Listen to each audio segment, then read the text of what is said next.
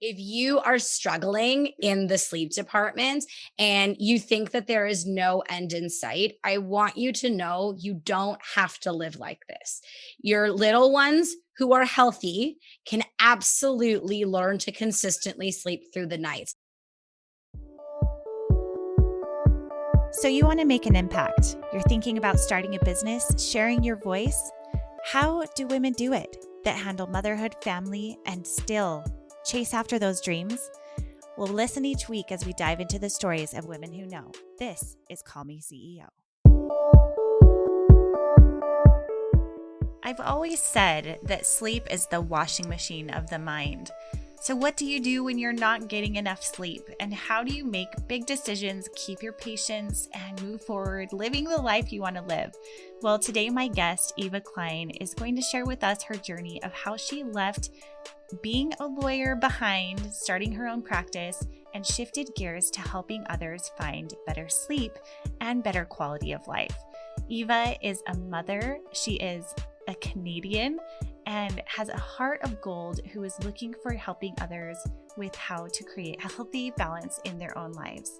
Now, I can tell you after recording this episode, I am recommitted to getting my kids on a better sleep schedule, especially through the summer months, because it is so good for their health. It makes such a difference to the quality of relationships as well as with your partner. And it is so good, all of the gems that she shares with us in this episode. So please grab a paper and a pen. There's some good notes. And I also want you to really listen to the key of what it took Eva to find the guts and the ambition to switch gears after so many years of investing into her law practice. Let's get started. Welcome back, everyone. It is Call Me CEO. I so appreciate you taking this time to be here with us today. I know you're busy. I know you're exhausted, and that is perhaps why you're listening to this episode, because today is all about getting quality sleep with my guest, Eva Klein, who runs the business My Sleeping Baby and also the blog. And she is the expert of getting your baby to sleep 10 to 12 consistent hours at night, which pretty much brings her next to sainthood in my book. And is something we all want as parents, because let's be honest, patience is a virtue and it's really hard to achieve when we're not getting the sleep that we need. So Eva, thank you so much for being here today. Yeah, thank you so much for having me.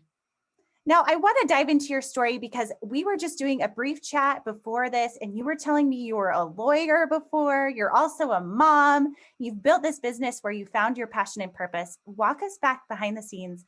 How did that come about? Yeah. So basically, I got into this business completely by accident. So, as you mentioned, I'm a lawyer by training. I graduated law school. I went to the University of Western Ontario's Faculty of Law and graduated back in 2011. And I gave birth to my first child a month after writing my last set of finals. And so I finished law school, had a baby. This first baby of mine, though, was what I like to call this my unicorn baby. She was that baby that just made me look amazing, made me look like the best mom in the entire world. People would say to me, "Oh my gosh, Eva, you must be the best mom ever." And I was just like, "I know, thanks. What can I say?" And so then what ended up happening was, so I had my baby. I started working. I mean, here in Ontario, as part of getting called to the bar, you have to do what's called an articling term, which is basically a paid internship. And so I completed that paid internship at a wonderful, fantastic, government agency. I got a job afterwards working in-house for a big academic hospital here in Toronto, basically negotiating all the hospital's clinical trial agreements and research related agreements. And then I went on to have another baby. My first two kids were just over 2 years apart. And this second baby of mine was very, very different from the first baby. And I could tell that it was going to be a very different journey in the maternity ward giving birth to her. I just knew she was like an hour old. And I said to my husband, I said, this baby is different. And I wasn't wrong. Unlike her older sister, she was very high needs. She needed to be held all the time. She was very strong-willed, cried a lot, and naturally was just not a good sleeper. And I've always been one of those people that really needs my sleep. I mean, don't get me wrong, all humans need sleep, but some need a little bit more and some need a little bit less. I've always needed a little bit more. And so when she was 4 months old and waking me every 90 minutes all night long, I was so bloody exhausted that I felt like I was going to die. And so, to take a step back, I was still on maternity leave at that point. So, I don't mean to rub it into any of your American listeners, but here in Canada, we get 12 months of maternity leave. Actually, now, there is the option to take up to 18 months of mat leave where your job is protected. And but back then, I was taking a full 12 months. And so, what I did at that time was I, first of all, had no choice but to open up all the sleep books, figure out what the hell was going on, and get myself some sleep, because this was something I never had to do with my older one. She just kind of naturally slept. But this baby was literally making me a non-functioning human. And so I managed to make the situation a little bit better, which gave me the clarity to have this eureka moment. And I thought to myself, hey, you know what? Why don't I use up the rest of my maternity leave to get my certification to become a sleep consultant, to launch a side business? That's what it was. That was the goal, to just have fun some fun money, right? Where, I get a new client, I go buy a pair of shoes, I change their life because their baby is now sleeping and they can all, be sane again, and everyone wins. I mean, I wasn't going to give up like my law career or anything, because like, who the hell does that? So that was not the plan in the least bit. And so I launched said side business. I went back to my day job. Thankfully, my boss at the time let me come back to work 3 days a week, given that I had two small children at home at the time. And everything was going well, except that this side business of mine, not so surprisingly, started growing much more quickly than I ever imagined. Because when you help an exhausted mom get her baby sleeping, take a wild guess what she does. She goes and tells everybody, I found this saint of a lady named Eva, and you need to hire her, and she's going to change your life because she changed mine. And so it really didn't take long for me to say, hey, oh my gosh, this business is not just it, this isn't shoe money anymore. This isn't fun side money. This is paying my entire credit card bill. Like, this is real money that I'm making. And so I saw very early on what kind of potential there was for this to become a full-time thing. But again, the type A logical side of me was going, I'm not going to do that anytime soon. I'm going to, go about this like at my own pace. I'm not just going to quit my, cushy hospital law job with with benefits and pension and sick leave and everything, right? I'm going to do this on my own time. And then about 6 months in, so, the famous saying, man plan, God laughs, because 6 months into my return to work, my boss pulls me into the office and says, Eva, we need you back full time. I know that we were allowing this, part-time flexible arrangement, but we're too busy. We can't afford to have somebody here, only part-time. Like, we need you here in a full-time capacity. And that totally broke me at the time, because I was so distraught. I was just like, this is not what my plan was. My plan was to like stick in this, cushy part-time job, grow my business, and then leave my job when I was good and ready. But that's not how it pans out. And so I was in this very scary fork in the road where I knew that if I were to continue to stay in my job in a full-time capacity, growing this business of mine, that by the way had grown a lot in that 6-month period, was not going to be nearly as feasible. Right? Yes, you can absolutely grow a business while working full time. It was much easier while working part time. And I was almost at that point where I could have even started to think about going into this full time. But again, I wasn't emotionally quite ready. But this sort of ultimatum forced me to say, you know what? Here's my next plan. My next plan is, I'm not going to do this job full time. I am going to leave this job. I'll go find another part-time job with like another hospital or, similar type of role elsewhere while focusing on my business. But then what ended up happening was, so yes, I got interviews. So I left that job. I got interviews elsewhere. But then the fact that I was now focusing full time on my business because I didn't also have a part time job, it meant that my business started growing even more because I had so much more time to focus on it. And so, even though I was getting these interviews, there was no more opportunity for a part time job for me because by that point, my coaching and consulting business was completely full. And so, that was when I started having family members being like, "So are you like leaving law? So you're just not gonna do law anymore?" And my response was, I don't know. But at the end of the day, as scary as this is, it makes so much more sense because at the time, my kids were 3 and 1, and this law job of mine that I left was all the way downtown. It was, a 40-minute long subway ride each way. The flexibility that was offered to me was taken away. And this business of mine allowed me to work from home, allowed me flexibility. I live a 5-minute drive away from where my kids go to school and kids go to daycare. And it was just so much easier. And I said, you know what? I'm not giving up my license. I'm still going to keep my license. It's not going away anywhere. Worst case scenario is the business doesn't pan out and I can go and get another job. Like nobody can ever take my law license away.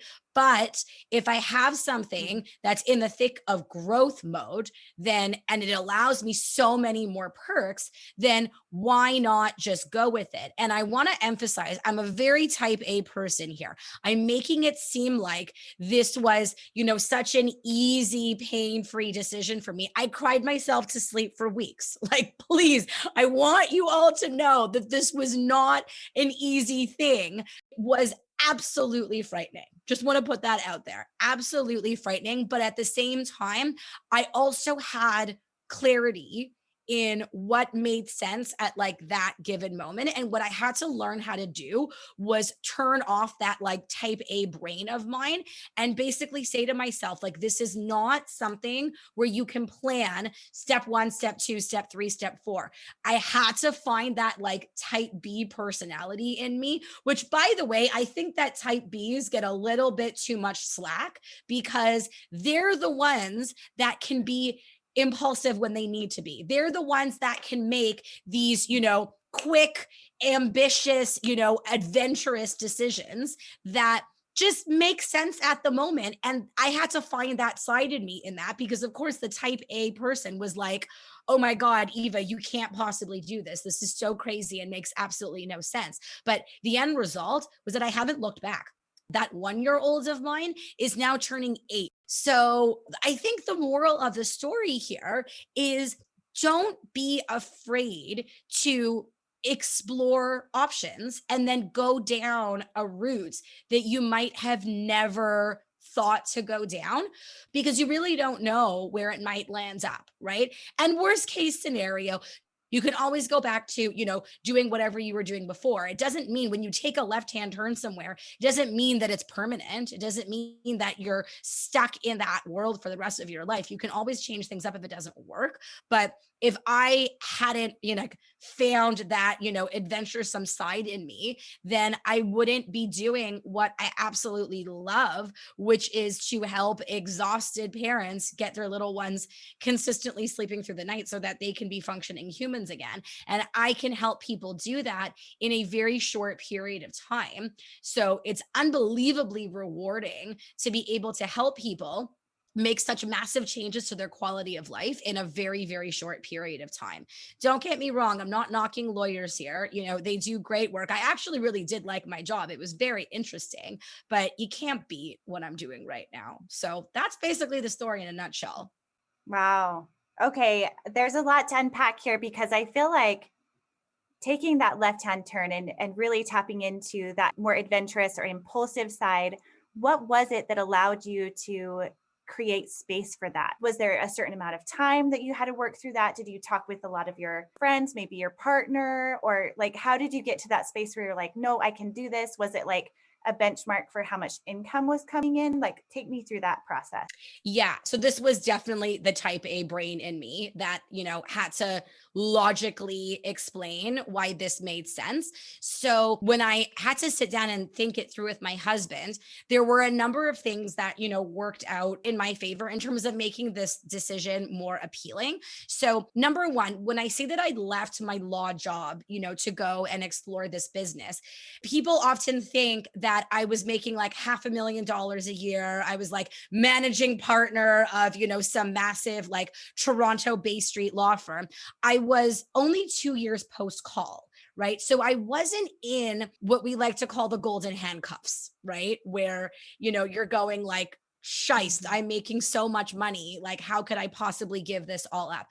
I was at the very beginning of my career. And so even though I was, putting potential income growth in terms of law on hold in the name of exploring my business, I didn't have to immediately take this like astronomical pay cut that I might have had to take if I was 5 or 10 years, post call. Right. So there was that specific like practicality that made it easier, coupled with the fact that I was seeing consistent growth in my business every single month over that 6 month period of time. So that also, made it a little bit easier for me to see. The third practicality of the situation was actually kind of how it played out at my work. So when I told my boss that I was not going to go back in a full-time role, that was where I guess the legalities of what to do next became a little bit gray to them, because he then said, "Oh, so are you going to quit?" And I was like, "I'm not quitting. I'm not walking away empty handed here. You're going to have to terminate me." But you see, the politics of terminating someone who is 6 months in maternity leave doesn't look so good. And here in Ontario, hospitals are publicly funded. So it's technically, this is a government office, right? And so it took them a little while to figure out what to do with me. Like, they were stuck because I wasn't leaving. I wasn't going to leave empty handed. And they didn't want to terminate a new mom who had just returned back to work, within 6 months.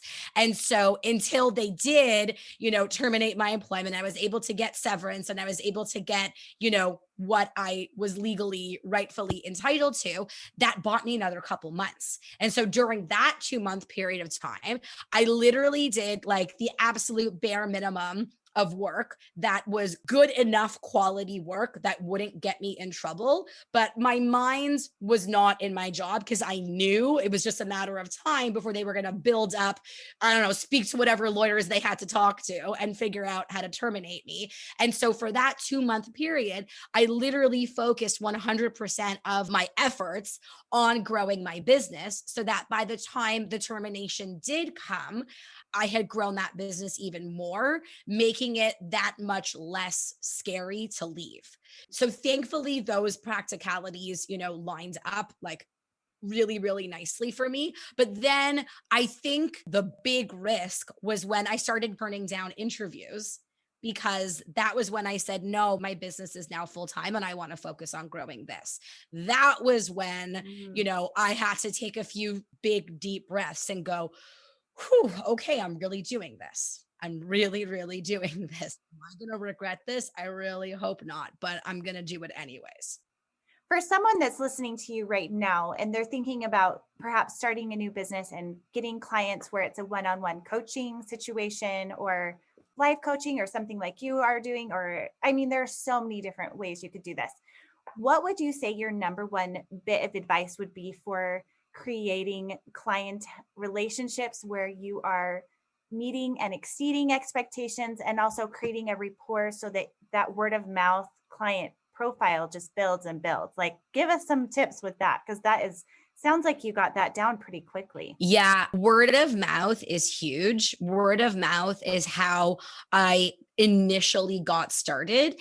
And so, the biggest piece of advice I would give you is that when you get that first client, that first customer, really love on them, really listen to them, really try and understand exactly what they need so that you can best serve them.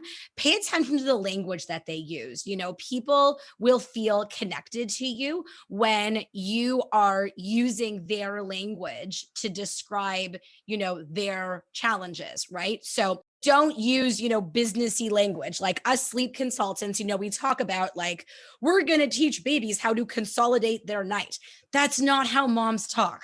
That's not, and then they're not going to feel connected to you. It's not an incorrect statement. I help babies consolidate their night. But you know what else I do? I help them sleep 11 to 12 hours at night so that they can feel like functioning humans. That's the normal English that my people use. And then the former is the English that us professionals use. So I would really take the time to listen to your people, really try and understand, their why. What are they struggling with? Why do they need you?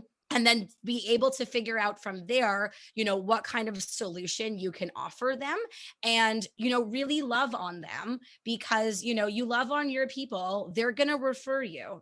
People really have what I like to call referral personality, where, someone helps them out with something, they're going to tell their social circles about you as well. Yes, that's so powerful. And really, that applies to every single service or product that I can think of. It's really using their language, using reflective listening, showing that you really care. And I think that authenticity comes through so easily without you having to pretend, if you really do care, like, and they connect with that and they'll share that. So I appreciate that perspective. Yeah, yeah, 100%. And don't be afraid to get personal.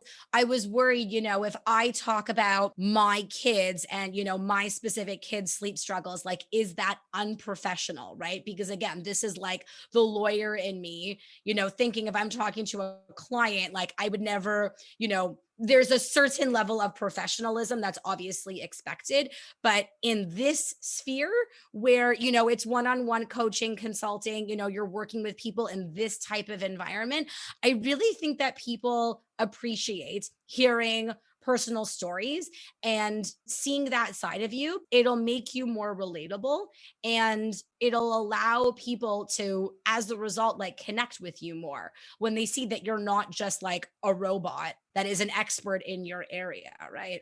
Yeah, it's that vulnerability where we really connect and think, okay, this person knows, they've been there. And especially in this type of service, that I can see how being a lawyer and then flipping to this side, it's really opposite sides of the coin, where the professionalism is just totally different, because a professionalism as a coach or someone who's giving this type of education or advice, you really want to connect with them on a personal level. So I appreciate that.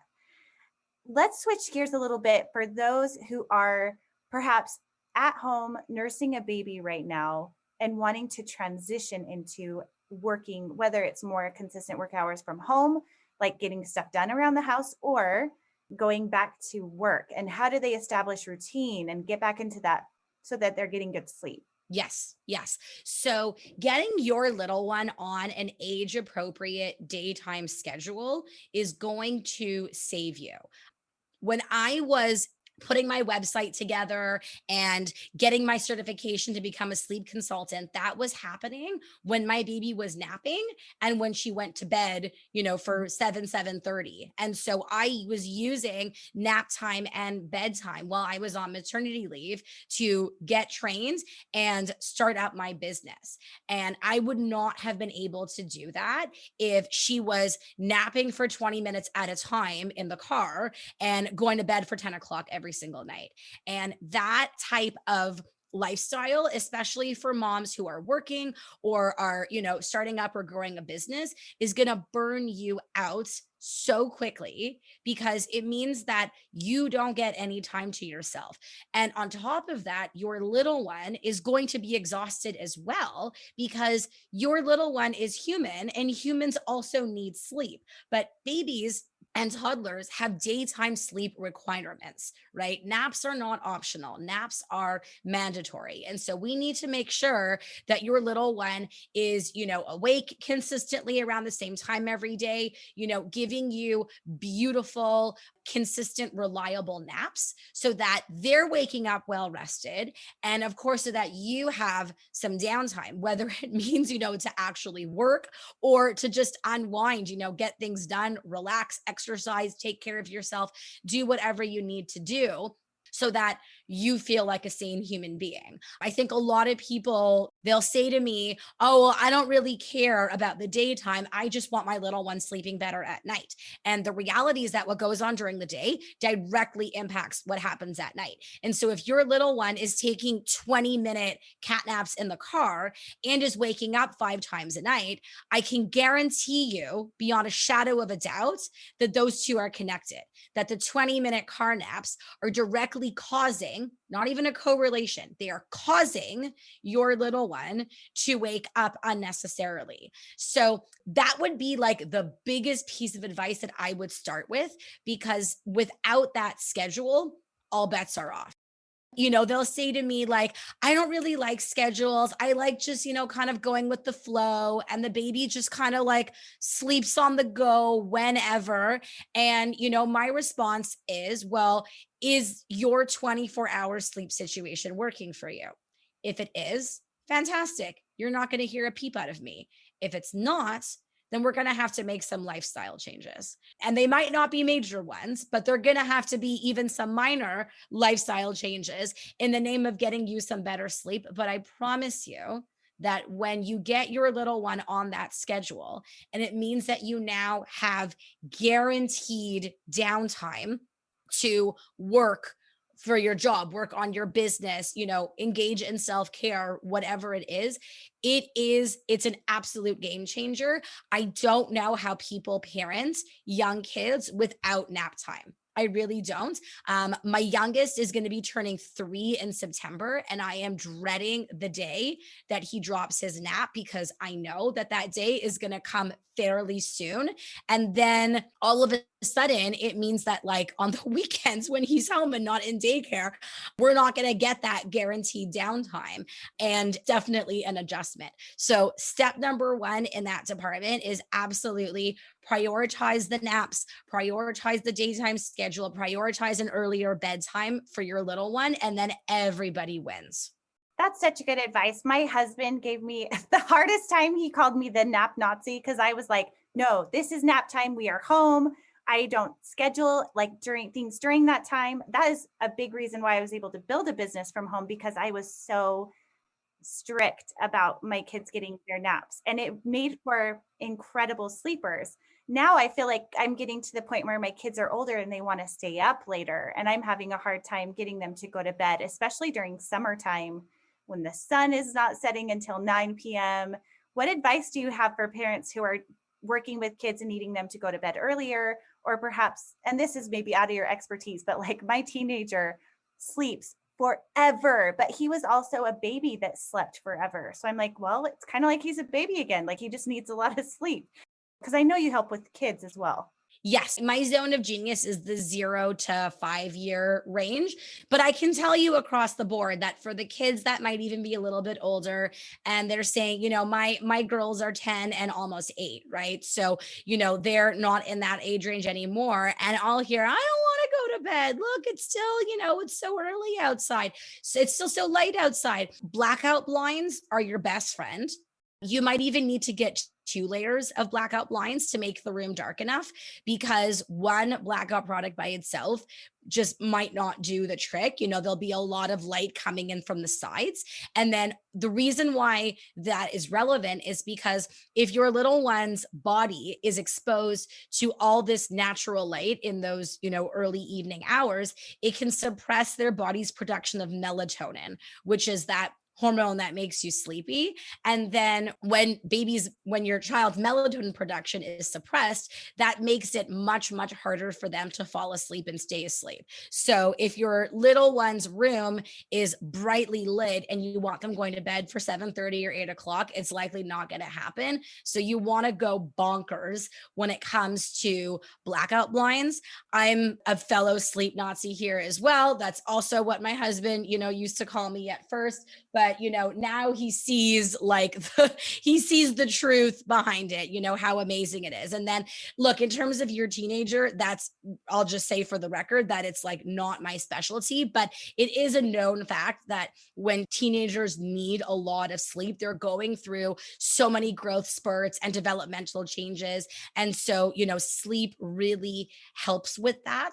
Listen, when babies go through growth spurts, what typically happens, they eat, and then they spend a few days like sleeping because they grow while they're sleeping. So the teenagers are no different, right? So as long as your teen isn't going to bed like incredibly late and then sleeping in the next day, which might not work for, school, summer, camp, whatever it is that they're doing, I wouldn't worry. I wouldn't worry if your teenager is sleeping more than they used to. It's been an interesting summer, I'll tell you. And I just found out yesterday he's wearing a size 12 and a half shoe. He just turned 13. So he's totally growing a lot. So for your 8, 10-year-olds, what time do you think is a good bedtime for older kids? I'm just curious. My girls are both typically in bed somewhere between 8 and 8:30. I think my 10-year-old, she's not, when I say, she's in bed, she's not typically like in bed with the lights off by that time because she's not typically tired, so she'll usually be in her room like drawing until 9 o'clock. And then by 9 o'clock, we tell her like, okay, you got to turn off the lights and go to bed. But she absolutely loves to draw. And so that's kind of her, quiet downtime in her room. Whereas my 7-year-old will absolutely be in bed somewhere between 8 and 8:30 with the lights off and go to sleep and sleep until usually 7 the next day, which is pretty average, I find. Yeah. Well, that makes me feel better because those are more typical norms we try to achieve. I think with late night fireworks and things like that, you get off your rhythm, but then you just have to work back into it and just be patient with it because it's all part of the journey. But I'm curious, what has been the most rewarding piece of your job in this business? I have had numerous clients tell me when we're done working together, Eva, I think you may have saved my marriage. And they're not being dramatic. They're really, truly not. I've had people tell me, Eva, my anxiety is now completely under control. My depression is so much more manageable now that baby is sleeping through the night and I can take care of myself. And all of these changes that I'm able to help families make happen in a very short period of time. I'm an Enneagram 8. I don't know how much if you follow the Enneagram at all, but okay. So eights, we often struggle with patience. We're like big personality people that like want to see, big changes fast. And we are impatient when things don't happen as quickly, which is a character flaw. It's something that I'm totally working on, but I'm very grateful that seeing these big, massive changes in such a short period of time, like it feeds into, my personality, like my temperament, which in terms of things that I just find so unbelievably rewarding and fulfilling. That's not to say that when people make massive changes over a longer period of time, that it's not rewarding either, but it's really unbelievable when someone tells you my anxiety is so much more under control now, or, my husband and I haven't had an argument in a whole week when we were arguing, multiple times a day because we were both sleep deprived and cranky and irritable and just, fed up with life, given how tired we were. So getting that kind of feedback from people is so unbelievably rewarding. It makes my job so unbelievably rewarding. Yeah, I'm listening to that, and you're saving marriages and people's mental health. Like that is the quality of life. Like what wouldn't you pay for that? Like that's just incredible. Or someone was telling me recently, Eva, I was on the brink of losing my job. I was on the brink of getting fired because I was making so many stupid mistakes at work. I was just making so many careless errors that were all attributed to chronic sleep deprivation. No question about it. And now I'm back in the good books with my boss because I'm not messing up anymore. That's huge. Well, right there. And you're saving jobs too. Like this is everything. Because their brains are back. Yeah. Oh my word. That's incredible. This has been so good. I love the steps that you've given us so far for setting routine, paying attention to our daytime, following your passion, going after those impulsive gut instincts when you decided to take a new course. I'm so proud of you. Like your story is so inspiring to me. And I'm so thrilled to announce that we are going to be doing a live webinar on September 13th at 7 p.m. Is that Mountain Time? Pacific time, I believe. Yeah. Pacific time. Okay, that's Pacific time. And that's how to get your little one sleeping again, which if you needed more of that after hearing just a little bit of how this could change your life and transform it, please join us. I will have a link below in the show notes. And Eva, this has been so wonderful. If there's anything else that you want to add to this, please give us one last bit of wisdom with following your gut and why you're so glad that you went the route you did. Yeah. I mean, the biggest piece of advice I would give you is if you are struggling in the sleep department and you think that there is no end in sight, I want you to know you don't have to live like this.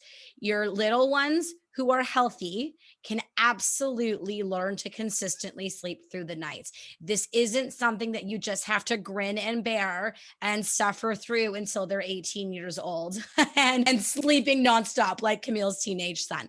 That's not, you don't have to count down the days until they're teenagers. You can absolutely enjoy your kids when they are little and you can be completely well rested and like enjoy those moments to their fullest. So don't underestimate what your little one can do, because I can tell you after working with more than 2,000 families to date that we can get your little one sleeping, even yours. Even yours, you know who I'm talking to right now, regardless of how strong-willed or challenging they might be, we can get this all sorted out. Wow. And I just want to reiterate that sleep, I think, is one of the best gifts that you can give your family as far as having more peace at home, because I noticed that when my kids, well, it's a couple of things. When they're not sleeping well and they're not eating well, those are like the top two factors for fighting in our home, or me not having good patience with my kids, or, just fights erupting amongst each other. And I feel like there is so much good that comes from creating healthy sleep patterns. So thank you so much for your time today. Please tell our audience where they can connect with you and find more information. Thank you so much, Camille. So you can find me at mysleepingbaby.com. I'm on Instagram and Facebook, both at My Sleeping Baby. And please come and sign up for our upcoming live webinar where you're going to learn how you can get your little one consistently sleeping through the night so that you can be a functioning human again. Yes, we want that for all of you. Thank you so much for listening. We will see you next time.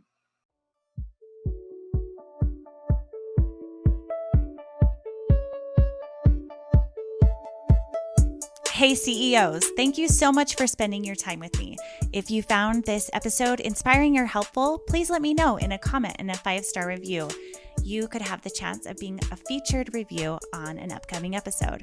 Continue the conversation on Instagram at Call Me CEO Podcast. And remember, you are the boss.